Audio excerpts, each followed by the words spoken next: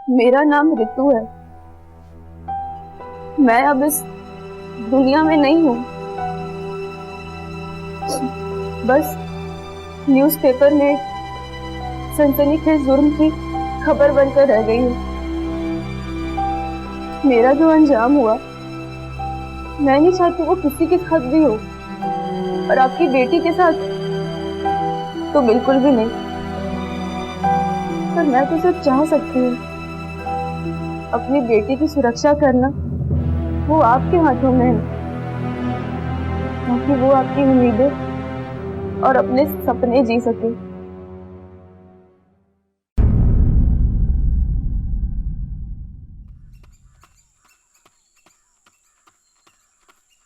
चाचा, हाँ चाचा, चाचा वो देखो, वो लड़के फिर आम तोड़ रहे हैं। रॉबर्ट, रुक जा, रुक।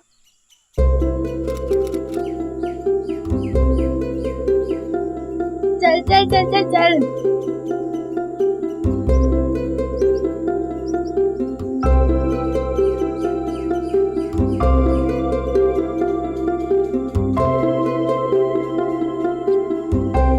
और भी जल्दी जल्दी।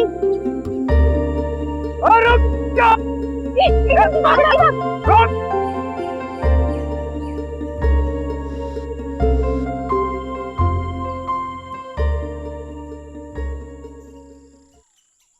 नानी मैं आ गई। अरे वो तो मुझे भी दिख रहा है कि तू आ गई, पर तू गई कहाँ थी? और ये क्या छुपा रही है, बता जरा। नानी वो तूने आज फिर आम चोरी की? नानी चोरी नहीं किए हैं, उगाड़ किए हैं। वो बड़े माली है ना, उन्हीं के बगीचे से। बड़े माली का तो ब्याह हो रहा होगा ना, इसीलिए मुफ्त में बांट रहा है वो आम। अरे बच्ची ने 2 आम खा लिए तो कौन सा आम का बाग चुना हो गया? बिगाड़ लो अपनी लाडली को खूब। अरे तो उसकी फिक्र ना कर, मैं माली को आम के पैसे दे दूंगा। हाँ बेटा, तू तो आम खा। अरे कल से मेरठ जाएगी तो वहाँ पर भी ऐसी चोरियां करके आम खाएगी क्या? मेरठ? वो हाँ बेटा, वो कल तेरे पिताजी तुझे लेने के लिए आ रहे हैं। फोन आया था आज उनका। मैं कहीं नहीं जा रही। अरे सुन तो सही।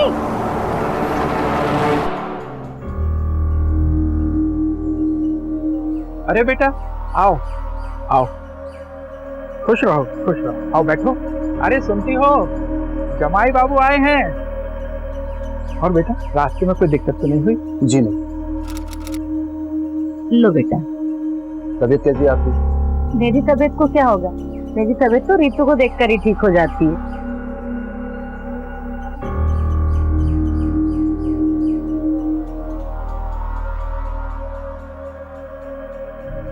खुश रहो।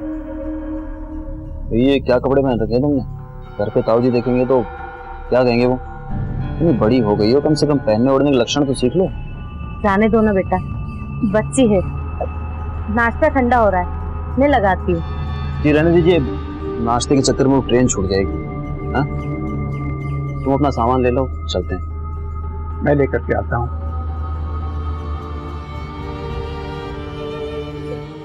रो क्यों रही है बेटा?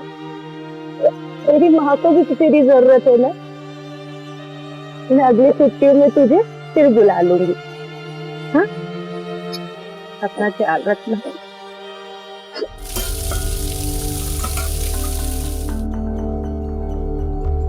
खुश रहो। 3 साल में सारे रिवाज भूल गई। प्रणाम करते समय सर पे दुपट्टा होना चाहिए। हाथों में मेहंदी कैसे? वो गांव में बगल में शादी थी तो। बगल में शादी थी ना, तुम्हारी तो नहीं थी। क्या कैसी है? अच्छा सुन, नानी कैसी है? नानी भी ठीक है। दीदी, दीदी। अरे नेहा, वो कितनी बड़ी हो गई है। दीदी क्या लाई मेरे लिए? मैं तेरे लिए आम लाई हूँ।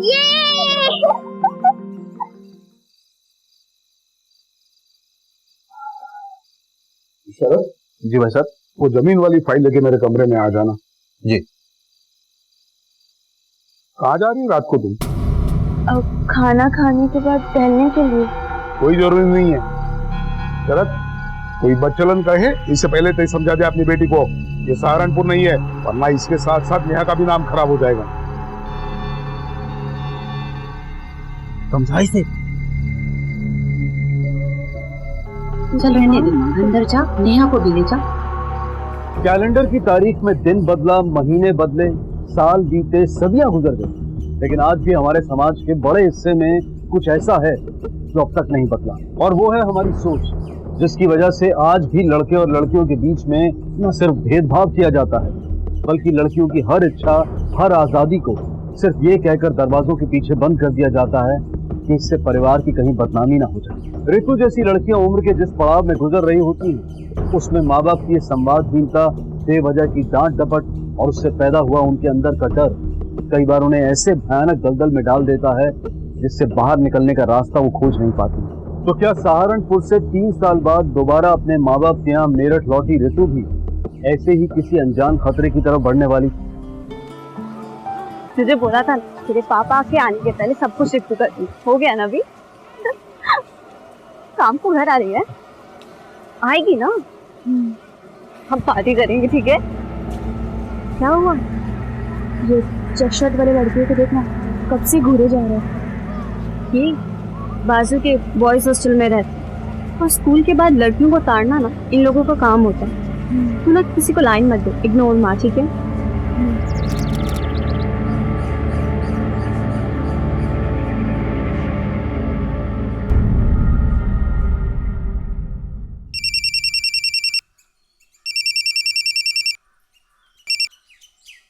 हेलो, क्या?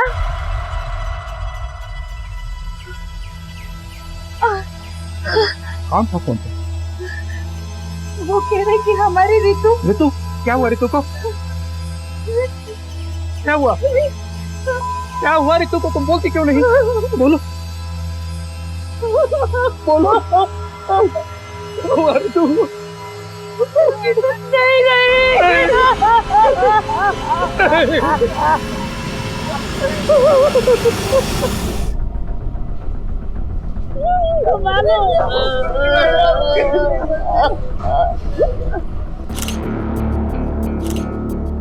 लाश को पोस्टमार्टम के लिए भेजने की तैयारी करो।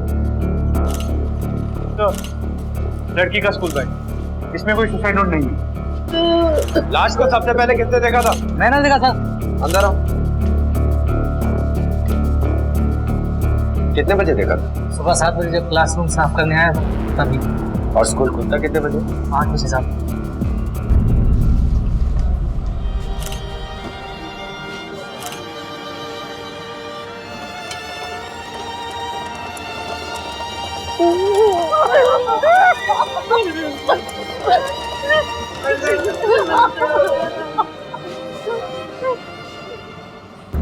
मिस्टर, इस टेबल से पंखे तक की ऊंचाई लगभग 8 फीट थी। लड़की की हाइट 5 फुट भी नहीं थी। फिर उसने इतने ऊंचे पंखे पर चुन्नी कैसे लटकाई होगी?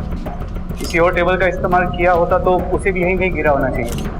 एग्जैक्टली। सर एक और बात, अगर लड़की को सुसाइड ही करना था तो घर से इतनी दूर स्कूल में क्यों, वो भी सुबह इतनी जल्दी? इस लड़की की पूरी कुंडली निकालनी है। मैं उसके घर जाकर पूछताछ करता हूँ और तुम यहाँ स्कूल में उसके फ्रेंड्स, टीचर्स, गार्ड सबसे इंफॉर्मेशन निकालो। सर जी साहब, मैं ही यहाँ पे अकेला वॉचमैन हूँ। तो सुबह जब ऋतु यहाँ आई तब तो कहाँ? साहब मैं चाय पीने चला गया। अच्छा, ठीक उसी समय चाय पीने चला गया जब ऋतु यहाँ आई। सब 6:45 बजे साफ सफाई के लिए गेट खोलना होता है और बच्चा 8 बजे से आना शुरू हो जाते, इसी बीच में चाय पीने चले जाता हूँ साहब। तेरे चाय के चक्कर में यहाँ एक बच्ची ने अपनी जान गंवा दी है। किसकी रखवाली करने बैठा है?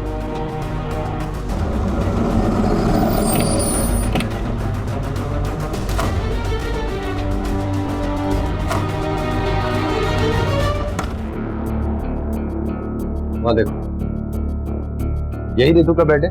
जी सर। आज सुबह ये बेड किसने ठीक किया? किसी ने नहीं सर। इस बिस्तरे पे तो सिलवटें ही नहीं, इसका मतलब रात को इस पे कोई सोया नहीं। सर कभी कभी ऋतु है ना, पढ़ते पढ़ते कश में ही सो जाती। अच्छा होता कि सहारनपुर से यहाँ आती ही नहीं। सहारनपुर? सहारनपुर क्यों गई?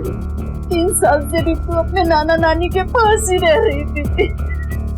हमें उनसे भी पूछताछ करनी होगी, उन्हें बुलवाइए यहाँ। चलो।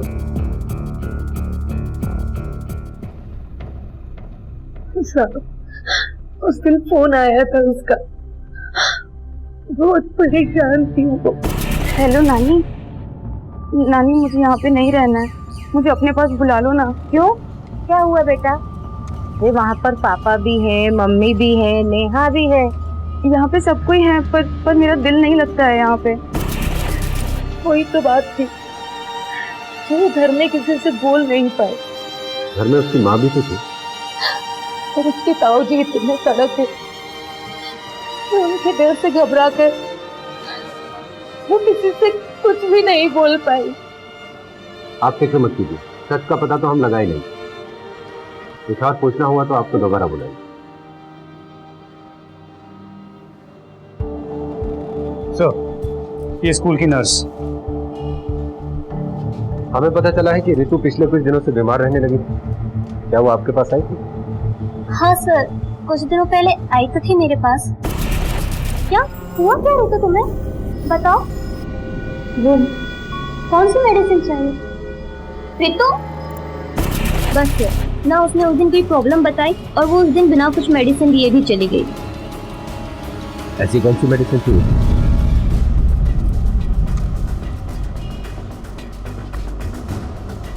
रितु के यहाँ तुम कितने वक्त से काम कर रही हो? साहब 10-12 साल से। तो पिछले कुछ दिनों में तुमने रितु के साथ कुछ ऐसा देखा जो तुम्हें अजीब या अलग लगे? साहब उस दिन मैं छत पर कपड़े लाने जा रही थी, तभी देखा कि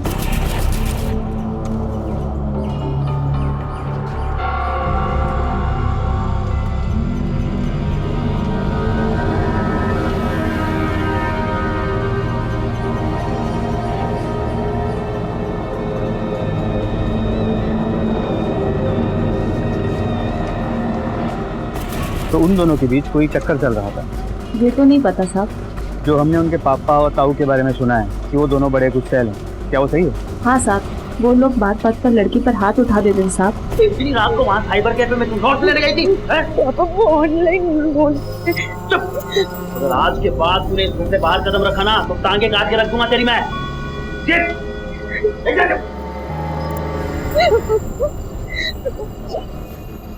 ठीक है, तुम जा सकती हो। हाँ साहब। चलो।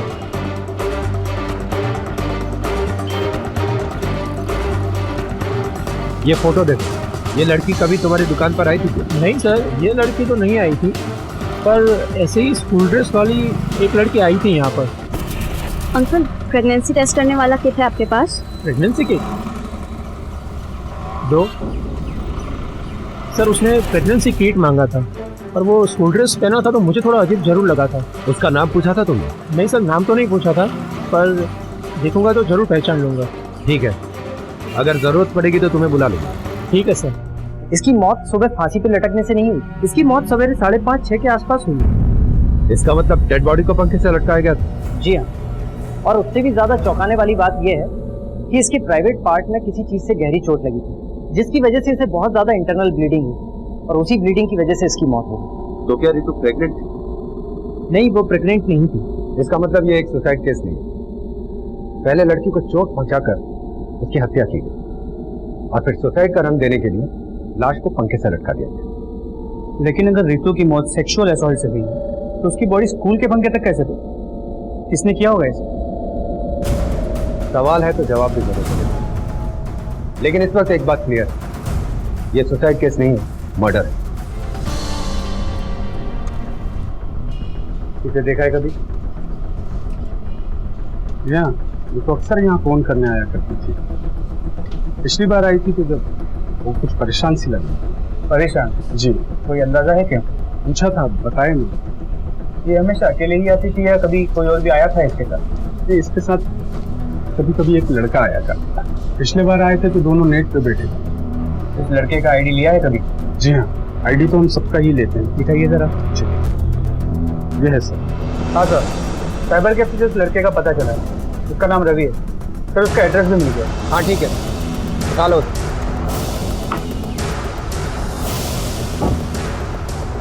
तो तू घूमता था रितु के साथ? हाँ? और ये प्रेगनेंसी वाला क्या चक्कर है? प्रेग्नेंट?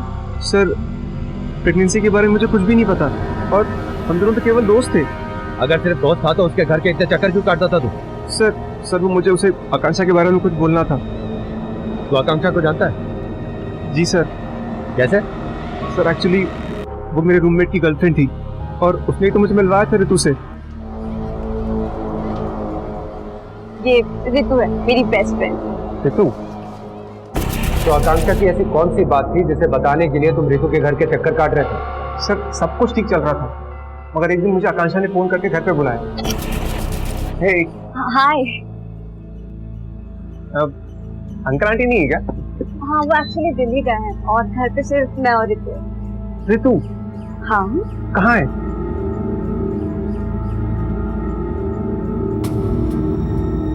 मगर ये सो क्यों रही है? तो हुआ क्या है? तुझे उससे क्या? तुझे पसंद है ना, तो जितना ऐश करना है कर ले। बोल क्या रही है तू? मतलब कहना क्या चाहती है? अगर इसके होश आने के पहले तूने इसके साथ वो सब कुछ कर लिया जो लड़के लड़कियों के साथ करते हैं, फिर तो इसे तेरी गर्लफ्रेंड बनना ही पड़ेगा। कैसी दोस्त है यार तू? और क्या बोल रही है? मैं इसको अभी अपने साथ लेके जाऊंगा। ऋतु, ऋतु चल चल अभी साथ में। हाँ, और अगर इसके ताऊजी मिल जाए ना, तो उन्हें बता देना कि तू इसके साथ क्यों है। हाँ, बहुत गलत कर रही है यार तू। इसे होश आने दे, तेरी सारी बातें बताऊंगा। पर आकांक्षा तो ऋतु की बचपन की फ्रेंड, वो ऐसा क्यों चाहती थी? पता नहीं सर, मगर सच वही है जो मैंने आपको बताया। उस दिन के बाद से मैंने मिलने की बहुत कोशिश करी, मगर हमारी बात नहीं हो पाई। और उस दिन जब केसी पे लगा कि हमारी बात हो जाएगी, तो उसके पापा आ गए और उसे साथ ले गए।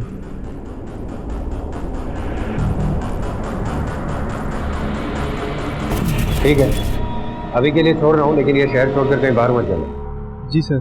और अब तो आकांक्षा से मिलने के बाद ही पता चलेगा ये गुत्थी सुलझेगी या और उलझेगी। सर मुझे नहीं पता ये सब कैसे हुआ, कब हुआ। सर प्लीज मुझे मेरे पापा से मिलने दीजिए। सर मुझे नहीं पता ये सब कैसे हुआ। सर प्लीज मुझे पापा जी से मिलने दीजिए प्लीज।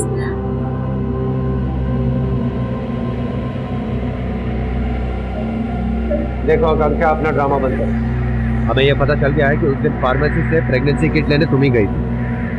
सर मुझे कुछ समझ नहीं। देखो, सच और झूठ का पता हम लगा ही लेंगे, लेकिन अगर तुमने ऋतु के बारे में हमसे कुछ छिपाया तो तुम्हें जेल जाने से कोई नहीं बचा सकेगा। सर सब कुछ एक मजाक था, तो ऋतु ने बहुत सीरियसली ले ली। मजाक? कैसा मजाक था ये? सर वो मेरे बॉयफ्रेंड को ललचा रही थी। ऋतु इतना मत सोचो, एक काम करो, ये ब्लैक करेंट खा लो, तुम्हें अच्छी लगेगी। Thank you. मेरे टेस्ट का ख्याल तो कभी नहीं किया तुमने। शी इज इनोसेंट यार, इतनी केयरिंग तो बनती है। और वैसे भी ना तुम पुरानी हो गई हो।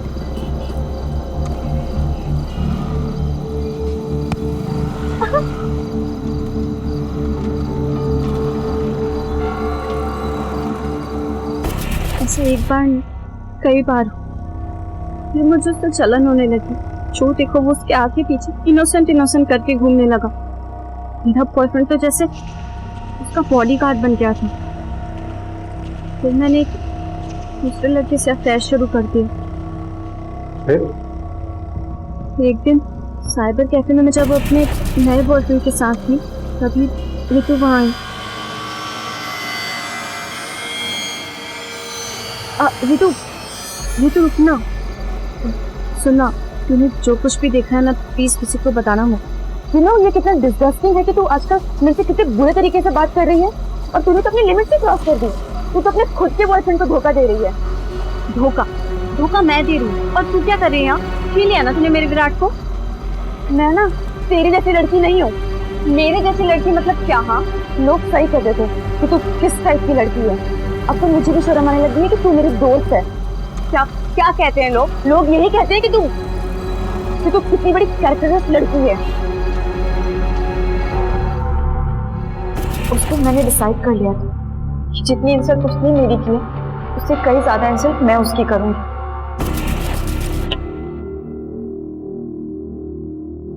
क्यों बुलाया मुझे यहाँ पे?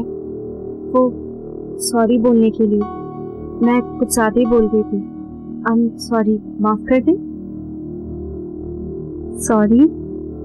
हाँ अब ठीक है। चल अंदर आ। मैं गुस्से गुस्से में कुछ ज्यादा ही बोल रही थी, कितना ओवर रिएक्ट कर रही थी मैं। बैठ।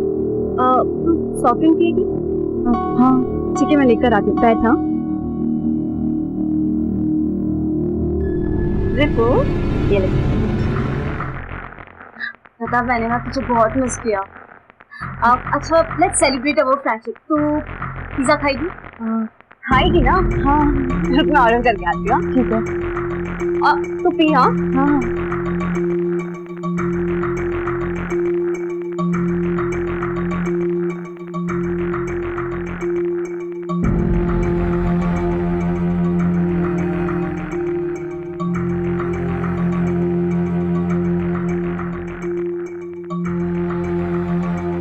बस 10 मिनट में पिज्जा ना। देखो आकांक्षा, ये पता नहीं, ये सर सा बहुत चक्कर चक्कर आ रहा है।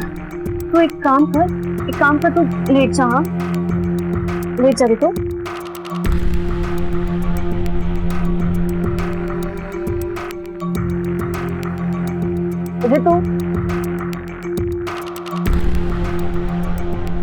हेलो रवि। हाँ तू घर आ सकता है, एक सरप्राइज है। मगर रवि ने तो वो नहीं किया जो तुम चाहते हो। हाँ लेकिन रवि के जाने के बाद मैंने सोचा कि कुछ और करना पड़ेगा।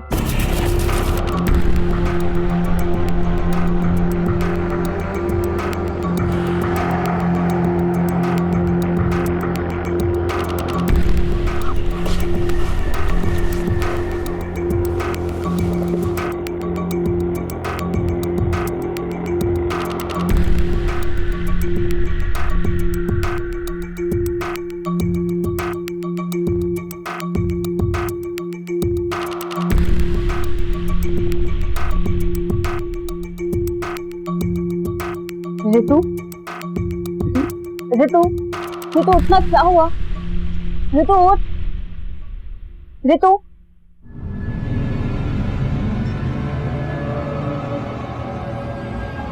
आकांक्षा, माय गॉड ऋतु, तूने क्या कर लिया रवि के साथ? आकांक्षा मुझे कुछ समझ नहीं आ रहा है और मुझे कुछ याद भी नहीं आ रहा है। ये क्या हो गया है? मैं तुझे और रवि को छोड़कर नीचे गई थी थोड़ी देर के लिए और वापस आई तो ये हालत। अब क्या होगा? तो मतलब ये सब तेरी मर्जी से नहीं हुआ है? रवि ने तेरा रेप कर दिया? सच्ची मुझे कुछ नहीं पता। मैं सच्ची कह रही हूँ, मैं कुछ कसम खा के कह रही हूँ, मुझे नहीं पता कुछ भी। तू घबरा मत, तू जल्दी से इसके कपड़े पहन ले और घर चले जा। किसी को कुछ मत बताना। हाँ और उस रवि से तो बात ही मत करना। उस रवि से तो मैं कभी भी बात नहीं करूंगी। उस दिन मेरा प्लान सक्सेसफुल हो गया था, लेकिन मैं उसे और टॉर्चर करना चाहती हूँ।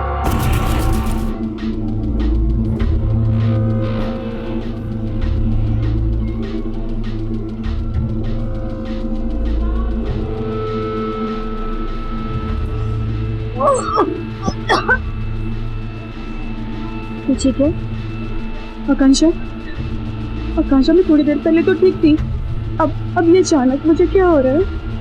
कहीं तो प्रेग्नेंट तो नहीं हो गई है? क्या? मैं प्रेग्नेंट कैसे हो सकती हूँ? सब कुछ तो कर लिया उस रवि ने तेरे साथ। एक काम करते हैं, प्रेगनेंसी टेस्ट करते हैं, ठीक है?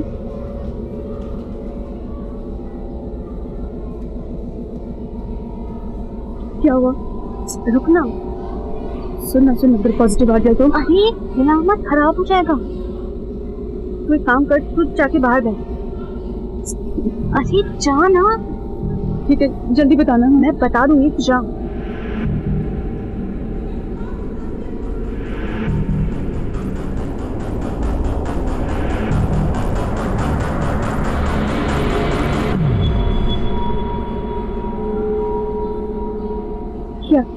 क्या पता चला? माय गॉड, ये तो पॉजिटिव आ गया। क्या? अब क्या करूंगी मैं? ये तो घबरा मत, मैं हूं ना। पहले मैं सिर्फ अपनी इंसल्ट का बदला लेना चाहती थी, और जब मैंने देखा तो बहुत परेशान हो गई। और वो बोल रही थी कि वो अपनी प्रेगनेंसी टर्मिनेट कराने का खुद ही कोई तरीका निकालेगी। तो मैंने सोचा कि उसे थोड़े दिन और टॉर्चर करती हूँ, फिर उसे सब कुछ सच बता दूंगी। लेकिन ये नहीं जानती थी कि वो अपनी जान ले लेगी। और तुम्हारे इस पागलपन ने एक निर्दोष लड़की की जान ली। बहुत बड़ा क्राइम किया तुम, इसकी तुम्हें कड़ी सजा मिलेगी। सर मैंने कुछ नहीं किया। Sir please believe me. लेके जाओ। Sir I am sorry, please मुझे माफ कर दीजिए। सर आकांक्षा ने तो अपनी मिस्टेक को मान लिया, लेकिन अब तक ये समझ नहीं आ रहा है कि रितु की बॉडी स्कूल के पंखे तक पहुंची है और उसे किसी ने देखा कैसे नहीं। इसका जवाब तो स्कूल में मिलेगा।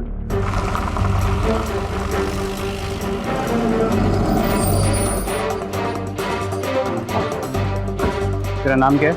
रमेश नाम साहब। जिस दिन रितु की मौत हुई उस दिन तू यहाँ नहीं था ना?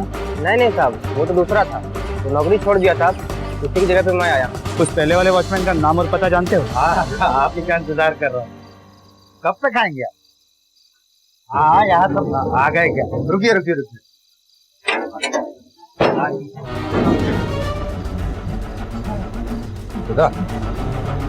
बड़ी महंगी शराब पी रहा, ये नया फोन, नई घड़ी, टीवी, ये सब खरीदने के पैसे कहाँ से? नौकरी की छोड़ी?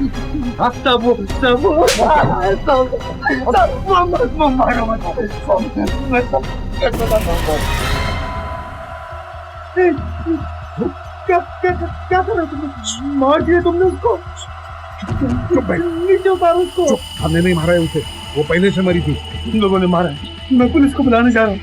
पुलिस को बुलाएगा तो तू फंसेगा। स्कूल का वॉचमैन तू है, हम नहीं, समझे?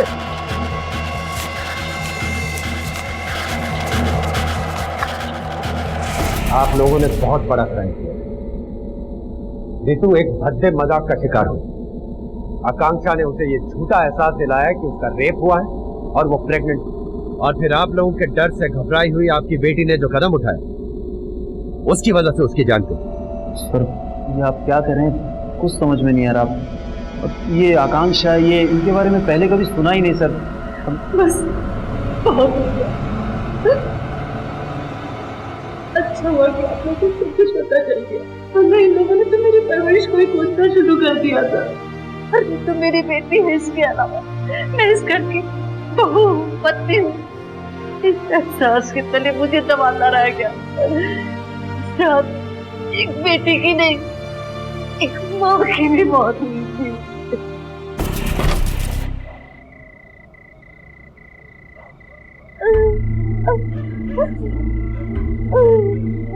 रितु, रितु, अरे रितु, रितु दरवाजा तो खोल। रितु,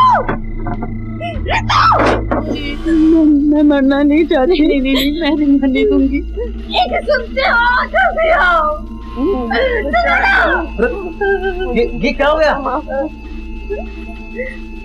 तो प्रेग्नेंट थी, बच्चा गिराने की कोशिश कर रही थी। क्या? बच्चा गिराने की कोशिश? अरे चलो, देख क्या रही हो? अस्पताल लेके चलते हैं इसे। ले चलो इसे अस्पताल, ले चलो। भाई साहब, अस्पताल लेके चलते हैं। देखो कितनी ब्लीडिंग हो गई है, मर जाएगी ये। कौन से अस्पताल ले जाओगे? क्या बोलोगे? लोग थूकेंगे मुंह पर। उल्टा पुलिस का जुलूस निकालेगी, वो अलग से। थोड़ा दिमाग लगा। तेरी एक बेटी और भी है, उसकी शादी कैसे करोगे? कोई नहीं ले जाएगा तो मैं ले जाऊंगी इसे अस्पताल। चल मेरी बच्ची, आ जा मेरी शरद, बच्ची। संभाल अपनी घरवाली को। ये इस हालत में इस घर के चौखट से बाहर गई तो इज्जत के चिथड़े उड़ जाएंगे। मर जाने दो इधर ही इसे। अरे ऐसे कैसे मरने दो? तुम्हें समझ नहीं आ रहा मैं क्या कह रही हूँ? ले चलो इसे अस्पताल। सामने मेरी बात सुनो तो। क्या खड़े खड़े देख रहे हो? ले चलो, मर जाएगी मेरी बच्ची। तुम तो देख रहे हो मैं क्या कह रही हूँ? भाई साहब ठीक कह रहे हैं।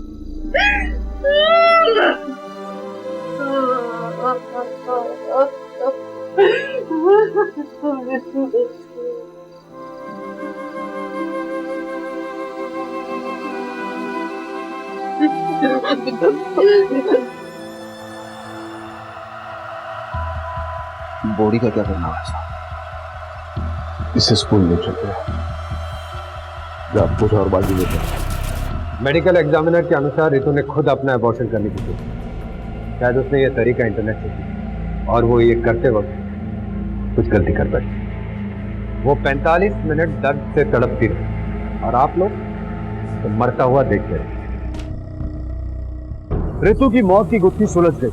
रितु के परिवार वालों पर पुलिस को गुमराह करने और सबूतों के साथ छेड़छाड़ करने के आरोप लगाए गए।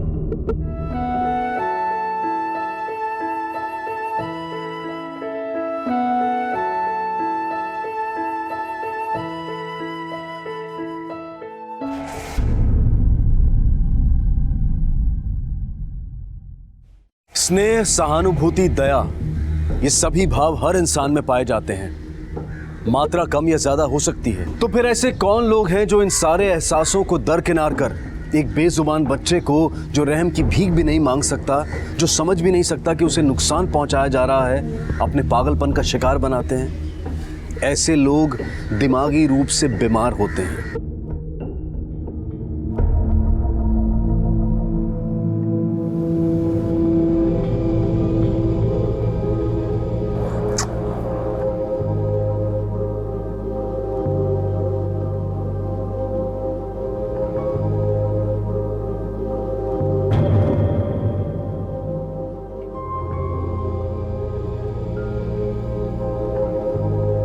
મમ્મી કઈ કામ છે મારું?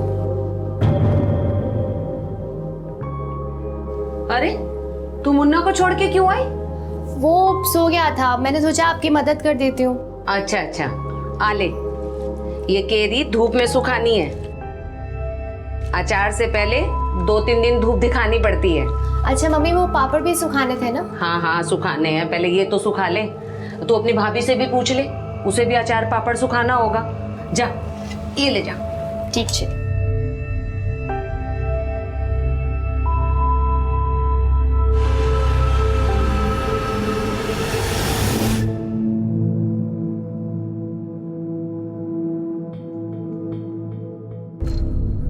दुर्गेश, मैं और सपना छत पर अचार सुखाने जा रहे हैं।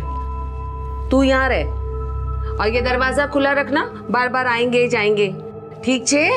और ये मुन्ना सो रहा है, अगर ये जाग जाए या रोए तो पालने की रस्सी झुलाते रहना, ठीक है?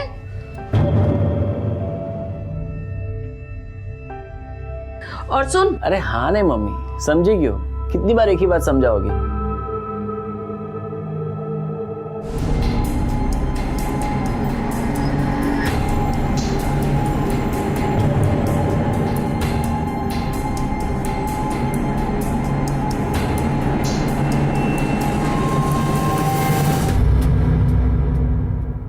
देख, सब कैरी में अच्छे से धूप लग जाए, ठीक से। क्या हुआ?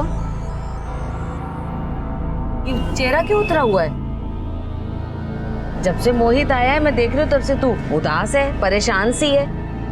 तुम दोनों में कोई झगड़ा वगड़ा तो नहीं हुआ?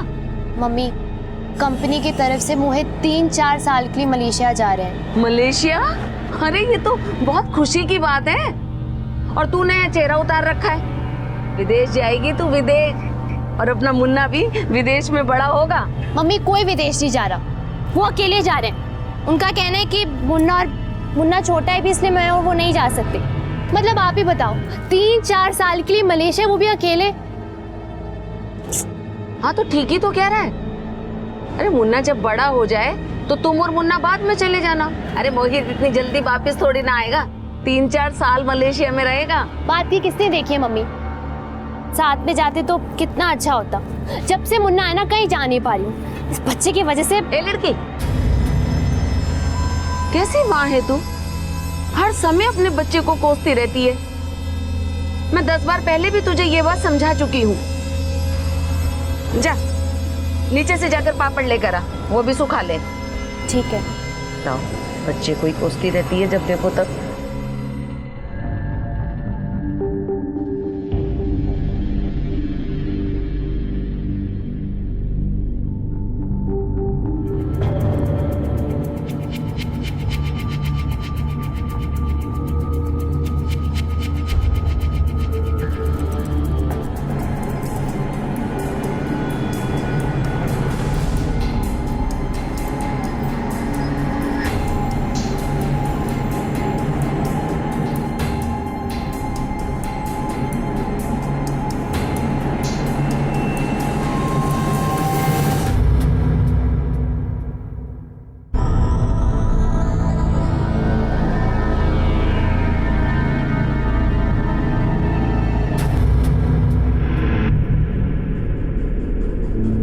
सपना है?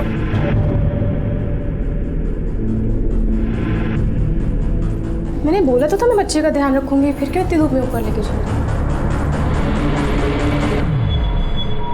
अरे दुर्गेश भाई, हाँ जरा प्रीति के साथ थोड़ा खेलो ना, मुझे खाना बनाना है। ठीक है भाभी।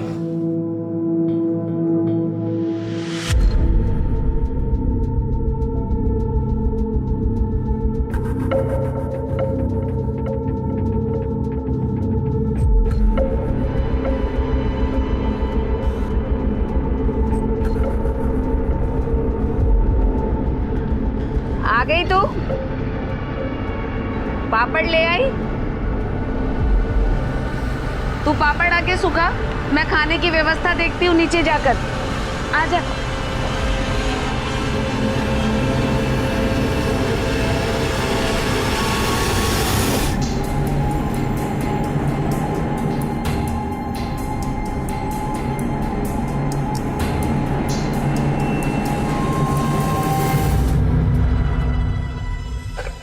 आजा सपना, आज खाना इधर ही बना है। अचार के चक्कर में खाना भी नहीं बना। अरे तू यहाँ क्या कर रहा है? मुन्ना को छोड़कर आ गया वहाँ पर। तुम लेकर तो गई थी ना मुन्ना को ऊपर। कहाँ भाभी, नहीं लेकर गई मैं उसे। इस सपना को भी बीच बीच में क्या हो जाता है। बेसो ना। हाँ।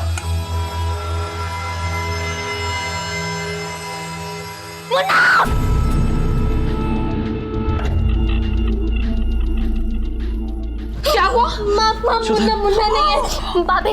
मुन्ना क्या वो यहीं पर था ना, कहाँ गया? वो नहीं है यहाँ पालने में। आपने देखा मुन्ना को? सपना मुझे खबर नहीं, मैंने तो कब से मुन्ना को नहीं देखा। मुझे लगा तुम उसे अपने साथ छत पे ले गई हो। अरे ऐसे कैसे लगा आपको? मैं उसे क्यों धूप में लेके जाऊंगी? दुर्गेश तू तो यहीं पर था ना, कहाँ है मुन्ना? बता मुझे। दीदी पता नहीं, मैं तो चला गया था। आरती भाभी ने कहा प्रीति को संभालो, तो मैं तो। अरे कोई यहाँ आया तो नहीं था जो मुन्ना को उठा के ले गया?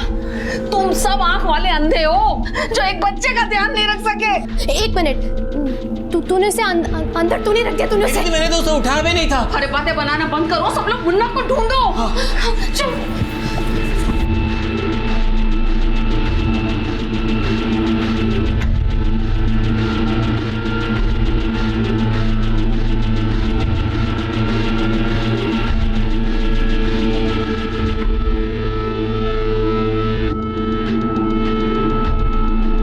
मुन्ना,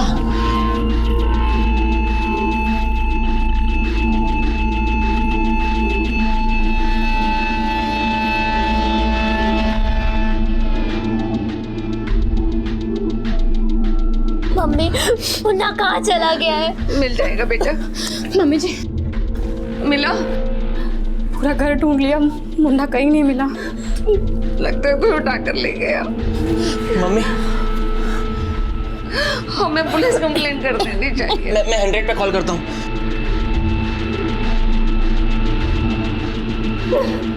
लग नहीं रहा, नेटवर्क का प्रॉब्लम है। कॉल नहीं लग रहा तो कोई बात नहीं, हम खुद पुलिस स्टेशन जाते हैं। आरती तू सपना को लेकर अपने घर जा और इसका ध्यान रखना। चलो सपना। इसका रो रो के बुरा हाल है। सपना अपनी डिलीवरी के लिए मायके आई थी और 2 दिन बाद ही अपने 1 महीने के बेटे को लेकर ससुराल जाने वाली थी। सपना ने 12 बजे घर से निकलने के बाद एक निगाह भी अपने बेटे पर पूरी तरह से नहीं डाली थी और दूसरे सदस्यों ने भी दूर से ही देखकर यह मान लिया था कि बच्चा पालने में सो रहा है, जिसका अंजाम यह हुआ कि अभी वो कहाँ है, किसके पास है, किस हाल में है, कहाँ नहीं जा सकता।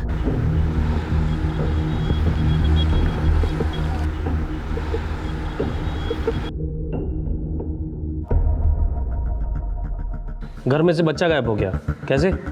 मालूम नहीं साहब, हम लोग 4 माला की बिल्डिंग में रहते हैं।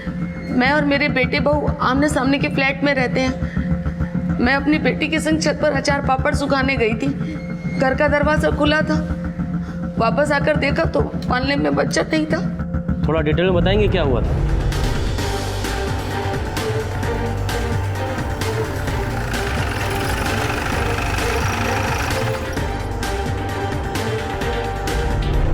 मैम, मैं कुछ 12 बजे के करीब घर से निकल के छत पे गई थी। मैंने भाभी को बोला भी था कि मुन्ना सो रहा है, उसका ध्यान रखना। जी गुरुजी। हाँ, बद्धा मजा माशा। कितना वागे? ठीक है, तो ठीक 12:29 को मैं घर से निकलता हूँ दुकान जाने के लिए। जी, जय माता जी। सो मोटा भाई, आज दुकान जाने के लिए 12:29 का मुहूर्त। मजाक उड़ा रहे हमारी। हाँ, तुझे पता है मैं ये सब करता हूँ, ये सब चीजों में मानता हूँ, तभी जाके हमारे घर में इतनी खुशी और बरकत है। मैं तो कहता हूँ तुम लोग भी गुरुजी के पास अच्छा रेवा दो, ये सब आप खुद ही करना। भाभी भाभी। हाँ, पर मैं ये भी तो कह रही हूँ ना कि मुझे लगा तुम मुन्ने को लेके छत पे गई हो। ऐसे कैसे लग सकता है आपको भाभी? मैं क्यों से धूप पे लेके जाऊंगी बताओ आप? जो सपना आप तुमको ज्यादा मिनट, इनको छोड़ के बाकी सब लोग आप सामने वाले घर में वेट कीजिए। पारिक, नीचे जाओ, वॉचमैन से पूछताछ करो, शायद उसे कुछ पता होगा। Yes ma'am. तो आपको ऐसे लगता है कि आपके भाभी ने जानबूझकर आपके बच्चे का ध्यान नहीं रखा था? ना, मुझे नहीं पता कि उन्होंने जानबूझ के ध्यान रखा कि नहीं रखा, लेकिन उन्होंने लापरवाही तो जरूर की है। आप टेरेस पे गई, नीचे आई, बच्चे को झूले में नहीं देखा। इस बीच जो कुछ भी वाकया हुआ है वो ठीक से याद कीजिए, छोटी बड़ी सारी बात बताइए मुझे। नहीं साहब, मैंने किसी को भी बच्चा लेकर जाते हुए अभी तक नहीं देखा। कोई और बात जो तुझे अजीब लगी हो? ऐसा अजीब तो कुछ नहीं लगा, लेकिन साहब जो देवेंद्र साहब के यहाँ काम करती ना बीना नौकरानी, वो जिसने बच्चा फेंक दिया था, वो जिद कर रही थी ऊपर जाने के लिए। बच्चा फेंक दिया था मतलब? साहब वो थोड़ी पागल सी है, अभी 2 दिन पहले ही जेल से छुट्टी है और झगड़ रही थी मुझसे अंदर जाने के लिए, पर साहब मैंने घुसने नहीं दिया।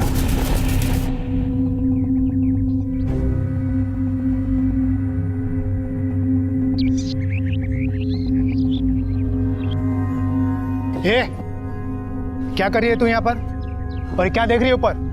तो होशियारी शू काम करे छे? मेरा पगार बाकी है, वही लेने को आई थी।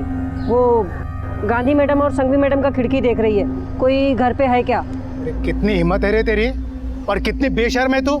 एक तो बच्चे को फेंक दिया और ऊपर से आई है पैसे मांगने के लिए। तुझे पता है ना तेरा आना मना है यहाँ पर। अभी गांधी मैम साहब आएगी अपने बेटे को लेने के लिए, तब मिल लेना उनसे। तू जा भी इधर से, चल निकल जा, देख मत।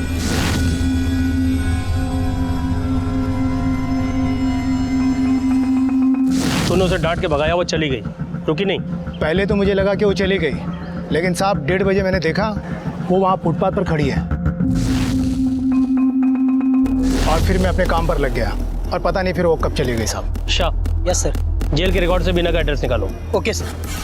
तो आपके कहने के मुताबिक आपके भाई रोज हर काम करने से पहले पंडित से शुभ अशुभ पूछते हैं? जी। आप बच्चे को नहीं ले गई थी छत पर? नहीं माँ, मैं नहीं लेकर गई थी उसे। तो फिर क्या लेकर गई थी छत पर आप? मैं पापड़ लेकर गई थी सुखाने के लिए।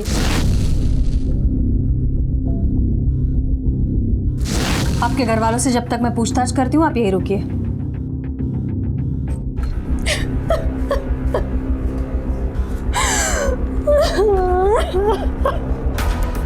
ये घर में कौन रहता है? मैम यहाँ कोई दीपक चौटाला जी रहते हैं, 2-3 महीने पहले ही शिफ्ट हुए। और ये फ्लैट में? मैम यहाँ कपल रहता था, कुछ टाइम पहले वो लोग फॉरेन शिफ्ट हो गए, तब से बंद पड़ा है।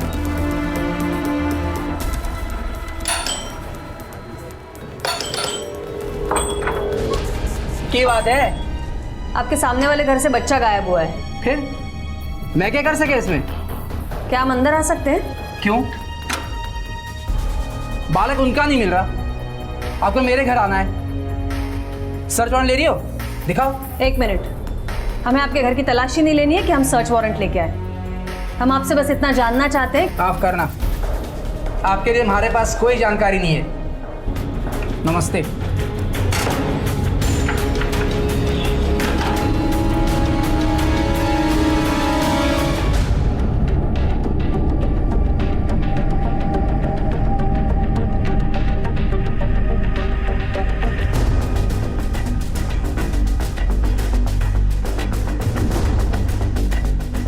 यहाँ साल लगा है। अरे सुनो, ये बीना तुम्हारी पड़ोसी है? हाँ साहब, शू थयू? अब क्या किया उसने? अब क्या किया मतलब? पहले भी कुछ किया उसने? हाँ साहब, कुछ ना कुछ तो कारनामा करती ही रहती है। 2 दिन पहले ही तो जेल से आई है, और अभी आप लोग। उसके घर में ताला लगा है, कुछ पता है कहाँ गई होगी वो? कहाँ होगी ये तो पता नहीं है, दोपहर तक तो यही थी। दोपहर को जब वो घर आई थी तो कोई बच्चा था उसके पास? नहीं, बच्चा कोई नहीं था। ठीक है, वो जैसे ही आती है थाने में खबर करना। जी सर। तुम सब लोग हो ही लापरवाह। इतने सारे लोगों के होने के बावजूद मेरा बेटा यहाँ से गायब हो गया, और पिछली बार भी तुम लोगों की लापरवाही की वजह से वो सब कुछ हुआ प्रीति के साथ। और तुम लोगों से यार एक बच्चा नहीं संभाला गया। और सपना तुम्हारे लिए वो अचार पापड़ सुखाना ज्यादा इंपॉर्टेंट था हमारे बच्चे से। एक मिनट मिस्टर मोहित, आपका दुख समझ सकती हूँ मैं, लेकिन वो भी एक माँ है, उनका भी बेटा है वो। उन्हें यूं ताने देने के बजाय उन्हें सहारा दीजिए। आरती, आप आइए मेरे साथ, आपसे पूछताछ करनी है।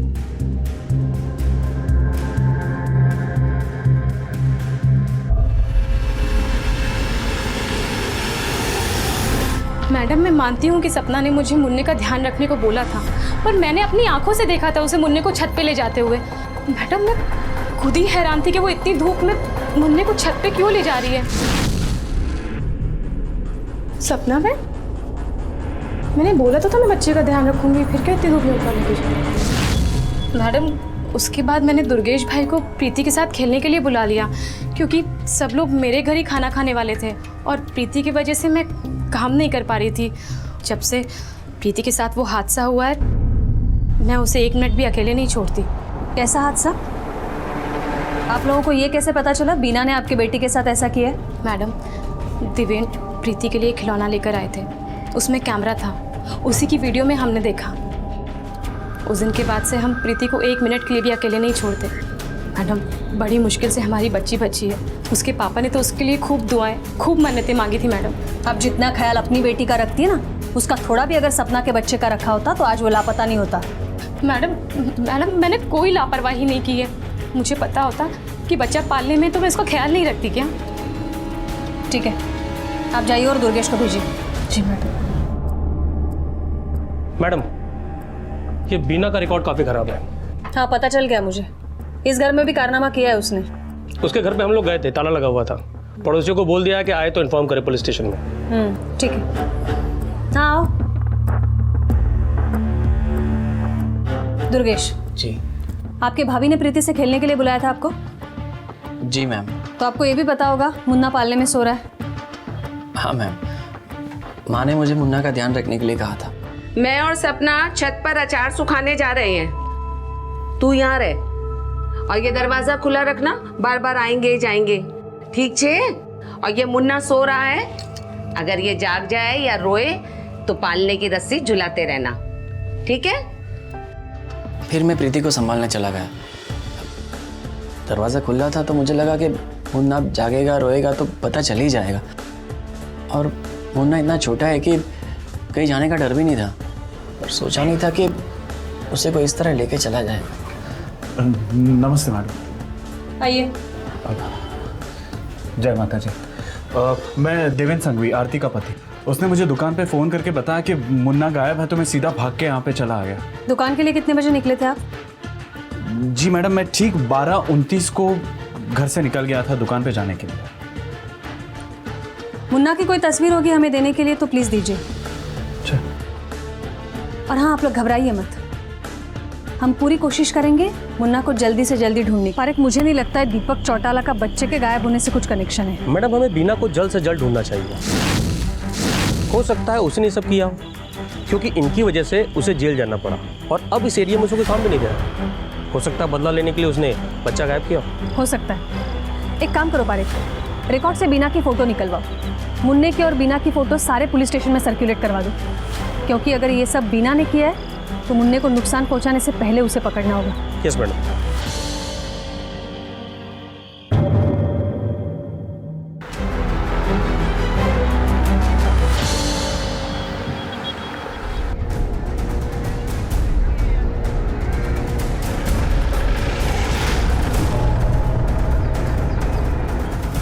मैडम, बॉडी की शिनाख्त हो गई है, मुन्ना की है। बॉडी कचरे के ढेर में मिली इस सफाई वाले को।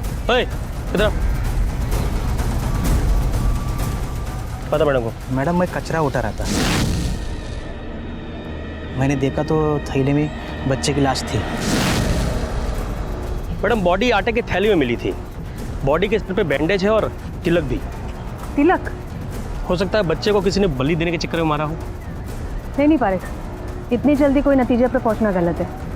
बॉडी पोस्टमार्टम के लिए भेजो, रिपोर्ट्स आने के बाद देखते हैं। और ये आटे की थैली फॉरेंसिक लैब भेजो।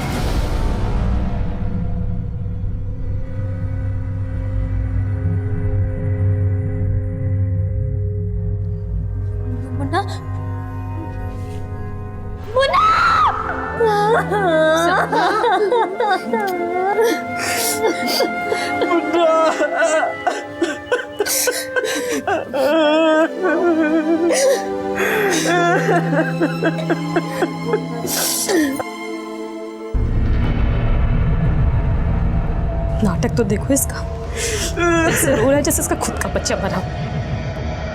क्या? कुछ नहीं।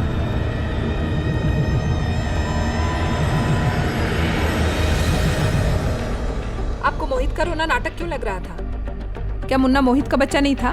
तो मैडम झूठ थोड़ी ना बोला मैंने। मोहित बाप नहीं बन सकता था, ऐसा डॉक्टर ने कहा था, और सपना को बच्चा चाहिए था, इसीलिए सपना ने स्पर्म डोनेशन की मदद से बच्चा पैदा किया। क्या मोहित को पता था मुन्ना उसका बच्चा नहीं था? जी मैडम बिल्कुल पता है, और सपना और मोहित के अलावा सिर्फ मुझे पता है, और वो भी इन लोगों ने मुझे बताया नहीं। वो तो अचानक बातों बातों में सपना के मुंह से निकल गई, इसीलिए मोहित का रोना चीखना सब मुझे झूठ लग रहा था। ठीक है, आप जाइए, जरूरत पड़ी तो हम फिर बुलवा लेंगे। पारी के मोहित के फोन के कॉल रिकॉर्ड्स मंगवाओ और टावर लोकेशन निकलवाओ, जल्दी से जल्दी। हेलो, ठीक है मैडम, बीना का पता चल गया, उसे थाने ला रहे। गुड, अब पता चल जाएगा किसका क्या रोल है। हाँ, मैं गई थी उधर, पर वो वॉचमैन वो मेरे को बिल्डिंग चढ़ने ही नहीं दिया। उधर ही नीचे 2 बजे तक मैं वो लोग का इंतजार की, गांधी भाभी और पुष्पा बेन। गांधी भाभी तो नीचे बिल्डिंग का आई नहीं, पुष्पा बेन आई थी। पुष्पा बेन हमारी पगार आपो ने। पुष्पा बेन, अभी तो मैं जेल जाके भी आ गई ना, एक पैसा नहीं मेरे पास। चुप कर, तू क्या पागल हो गई है? हाँ, ये समय है तेरा पैसा मांगने का? तू जानती है हमारे घर में कितना बड़ा हादसा हो गया है? बाद में आना, पैसे मांगने। पुष्पा बेन सामलो ने। मेम साहब, मुझे कोई आइडिया नहीं वो लोग का साथ में क्या हुआ। मैं इधर भूखी मर रही थी, कोई भी मेरे को काम देने को तैयार नहीं। इसके लिए मैं मेरी बहन के इधर चली गई। इसको यहाँ बिठा के रखो, खाने पीने की सारी प्रॉब्लम दूर करो इसकी, जब तक ये सच नहीं बोलती है।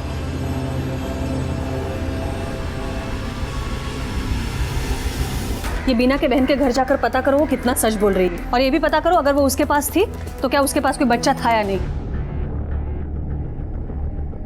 मैडम, पोस्टमार्टम रिपोर्ट के मुताबिक बच्चे की मौत फिजिकल शॉक की वजह से हुई है, जैसे किसी ने उसे फर्श पे पटका हो।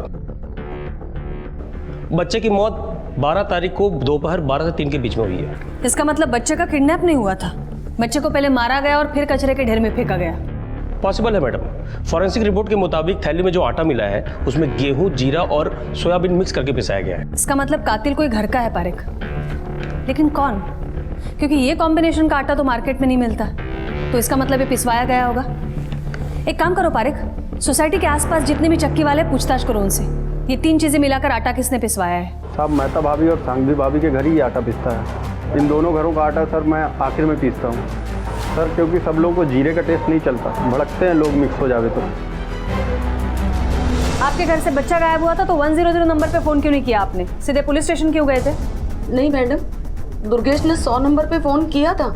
जी मैम, नेटवर्क का प्रॉब्लम था, कॉल लग नहीं रहा था। देर ना हो जाए इसलिए हम लोग सीधे पुलिस स्टेशन आ गए। ठीक है। अच्छा ये बताइए, बच्चे के सर पर पट्टी थी, उसे चोट कैसे आई थी? मैडम, सपना मुन्ना को बहुत प्यार करती थी।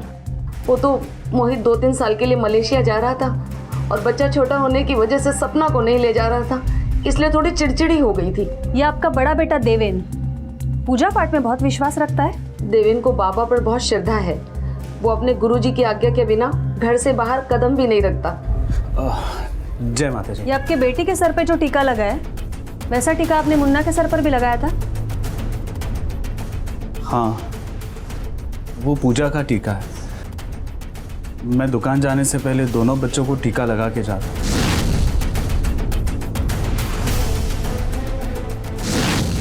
सॉरी मैडम, आप ये सवाल क्यों कर रहे हैं? नहीं कुछ नहीं, याद आ गया, मुन्ना के सर पर भी ऐसा ही टीका था ना, इसलिए। मैडम, जीरे वाला आटा सपना के यहाँ इस्तेमाल होता था, इसका मतलब हमें सपना, मोहित और बीना से सख्ती से पूछताछ करनी चाहिए, क्योंकि ये तीनों हैं जिनके पास बच्चे को मारने का मोटिव है। सपना बच्चे की वजह से फौरन नहीं जा पा रही थी और मोहित की वो अपनी औलाद नहीं थी, और बीना इस फैमिली की वजह से बेरोजगार घूम रही थी।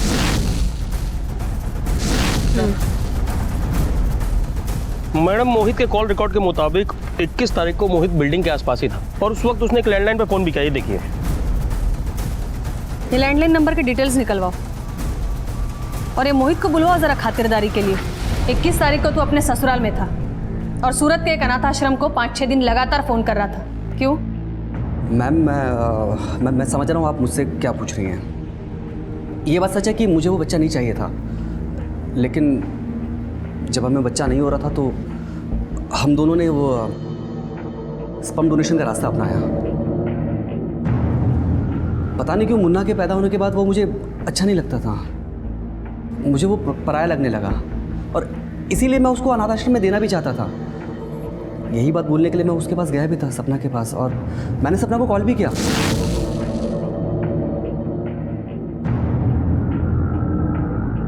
और फिर फ़ोन काट भी दिया। फिर मैंने देखा कि सपना नीचे आई।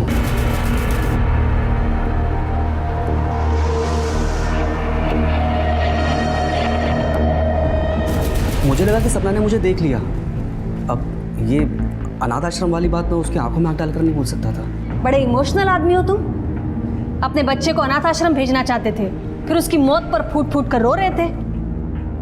अब अपनी असलियत खुद बोलेगा या हम पता करवाएं? मैम, मैं मानता हूँ कि मुझे वो बच्चा नहीं चाहिए था, लेकिन अब इसका ये मतलब भी तो नहीं है ना कि मैं उसको जान से मार दूंगा। पारेख, बिठा के रखो इसे।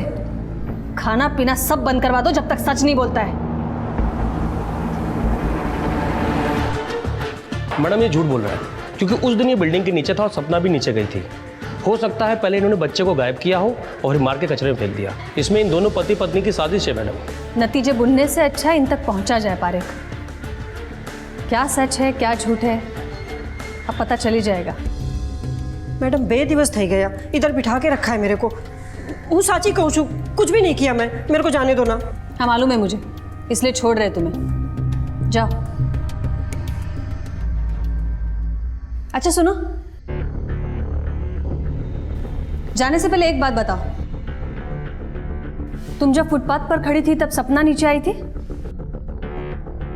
हाँ मैडम, आई हती। सपना मैडम नीचे आई हती भागते हुए। मोहित भाई गाड़ी में बैठे थे। तो वो मोहित से भी मिली थी? नहीं मैडम, वो तो सीधा वॉचमैन के पास गई थी।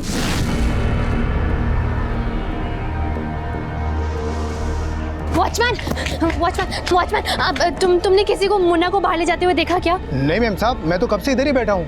आपके बच्चे को क्या, किसी के भी बच्चे को मैं बाहर जाते हुए नहीं देखा है। मुन्ना, सॉरी।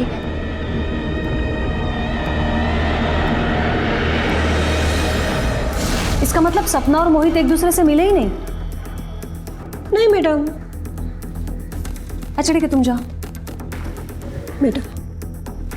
मैडम, ये केस तो सुलझने के बजाय और उलझता जा रहा है। नहीं पारेख, केस अभी उलझ नहीं सुलझ रहा है। सपना और देवेन को बुलवाओ पुलिस स्टेशन। विदेश जाना चाहती थी ना? बच्चा छोटा था इसलिए जा नहीं पा रही थी। बच्चा नहीं होता तो शायद चली जाती, इसलिए मार डाला ना बच्चे को। ये आप क्या कह रही है मैडम? एक माँ अपने बच्चे को कैसे मार सकती है? माँ नहीं मार सकती, लेकिन मामा तो जरूर मार सकता है। क्या? बीना ने जब आपकी बच्ची को फर्श पर पटका था और वो बचेगी या नहीं पता नहीं था आपको, तब आपने मन्नत मांगी थी, अगर बेटी बच गई तो उसे देवी को भेंट कर देंगे। हाँ लेकिन वो तो हाँ, ये बात सच है, पता है हमें। आपके गुरुजी से बात हो चुकी है। नहीं मैम, मोटा भाई ऐसे कर ही नहीं सकते। वो क्यों मारेंगे मेरे मुन्ना को? इन्होंने नहीं मारा तो बच्ची आप। नहीं मैम, आप ऐसे कैसे?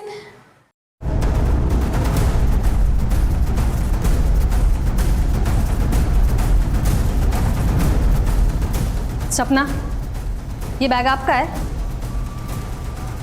जी मैम। क्यों? इनका ये बैग लेकर बाहर आओ।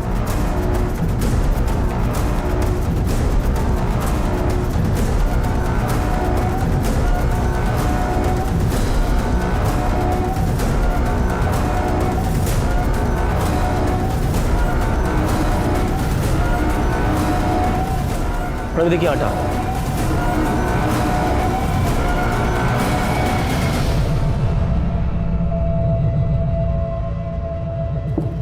पुष्पा बहन, ये वही बैग है ना जो आप पुलिस स्टेशन लेके आई थी?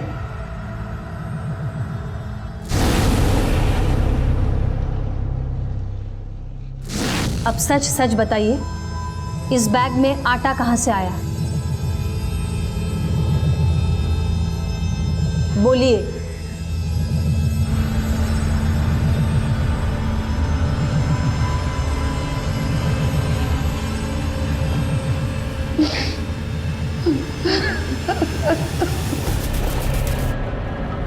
मम्मी, ये क्या किया तूने? क्या किया तूने? मम्मी, मैंने कुछ नहीं किया मम्मी। तूने मुन्ना को मार दिया? नहीं, मैंने नहीं मारा मम्मी। चुप, एकदम चुप। एक बात मेरी मान, तू भाभी के घर में जाके चुपचाप बैठ जा और किसी से कुछ मत बोलना। कुछ नहीं बोलना, चुपचाप बैठ जाना। जा, जा। बाद में जब सबको पता चल गया कि मुन्ना गायब है, तो मैं सपना को आरती के घर बैठाकर दुर्गेश को लेकर और थैले को साथ लेकर पुलिस कंप्लेन करने के बहाने घर से निकली।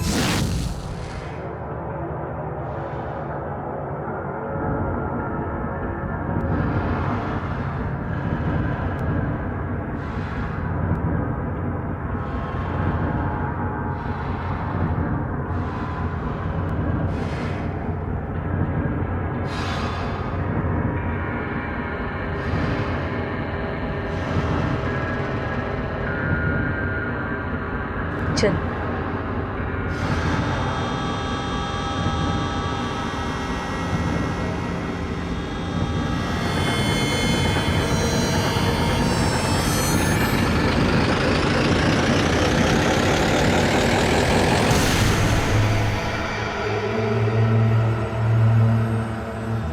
मामा तूने मारा ना मुन्ना को? तूने मारा ना? क्यों मारा उसे? मैं तुझे उसका ध्यान रखने को बोला था दुर्गेश। वो बच्चा था मेरा। वो बच्चा था, तूने क्यों मारा? मेरी गलती हो गई दीदी। क्यों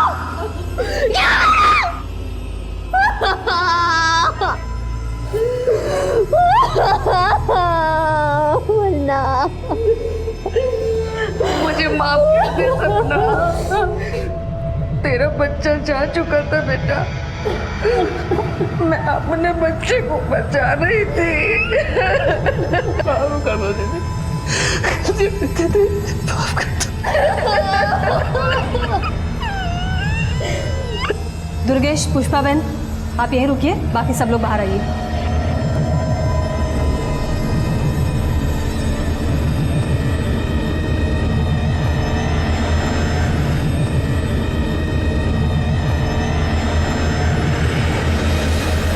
जिस तरह बेऔलाद होना शायद दुनिया का सबसे बड़ा दुख है, उसी तरह बच्चे की परवरिश दुनिया की सबसे बड़ी जिम्मेदारी है जो बिना किसी ठोस वजह के किसी और को नहीं दी जा सकती। और जो चंद पैसों के लिए जिम्मेदारी उठाने की हामी भरते हैं, उन पर पूरी तरह से भरोसा नहीं किया जा सकता, क्योंकि ऐसी केसेस में ज्यादातर उदाहरण बीना जैसे ही मिलते हैं। दुर्गेश पर अनजाने में मुन्ना की हत्या के लिए और पुष्पा पर जुर्म छुपाने और सबूत मिटाने के लिए चार्जेस लगाए गए हैं। दोनों इस वक्त न्यायिक हिरासत में हैं और मुकदमा शुरू होना अभी बाकी है। बच्चे नाजुक फूल की तरह से होते हैं, जो जरा सी लापरवाही से सूख जाते हैं, मसले जाते हैं। मजबूरी में भी अगर उनकी देखभाल की जिम्मेदारी किसी और पर छोड़नी पड़े, तब भी अपनी आंखें पूरी तरह से खुली रखें। अब मैं अनूप सोनी आपसे विदा लेता हूं। फिर मुलाकात होगी अगले एपिसोड में और खुलासा करेंगे एक और जुर्म का। तब तक अपना और अपने परिवार का ख्याल रखें और देखते रहें क्राइम पेट्रोल डायल 100। सबक एक को सीख हम सबको। जय हिंद। क्राइम पेट्रोल के और भी दिलचस्प कहानी देखने के लिए हमारे चैनल को सब्सक्राइब करें और बेल आइकॉन दबाना न भूलें।